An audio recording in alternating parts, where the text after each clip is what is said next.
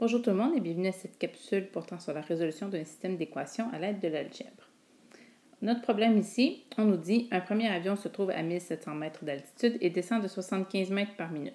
Un deuxième avion se trouve à 200 mètres d'altitude et monte de 50 mètres par minute.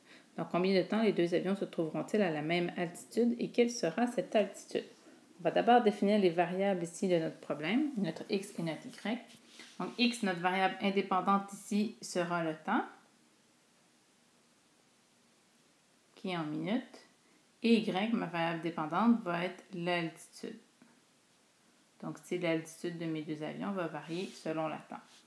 Cette altitude-là, donc, j'allais deux fois, j'allais pour mon premier avion, puis j'allais pour mon deuxième avion. Mon premier avion, comment son altitude varie?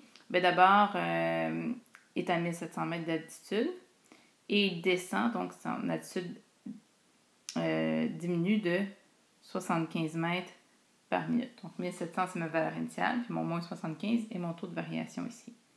Pour mon deuxième avion, il a une altitude initiale de 200 mètres et lui, il monte, donc son altitude augmente de 50 mètres par minute. Donc, sa valeur initiale est de 200 mètres et le taux de variation est de 50 mètres par minute. Nous, on veut savoir à quel moment les deux avions vont être à la même altitude et quelle sera cette altitude. Ça veut dire qu'on veut que l'altitude du premier avion soit égale à l'altitude du deuxième avion. Donc, dire que mon 1700 moins 75x doit être égal à 200 plus 50x. Et là, je peux résoudre mon équation à l'aide de la méthode de la balance. Donc, par exemple, je peux faire plus 75x de chaque côté pour commencer.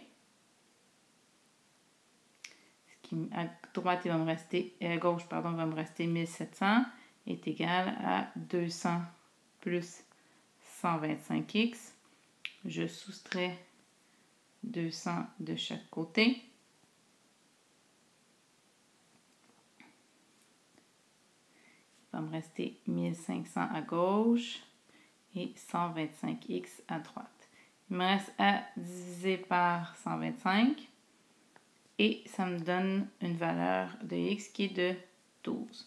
Donc, ça veut dire qu'au bout de 12 minutes, mes deux avions auraient la même altitude. Je vais aller valider cette information-là en allant remplacer x par 12 dans mes deux équations de départ.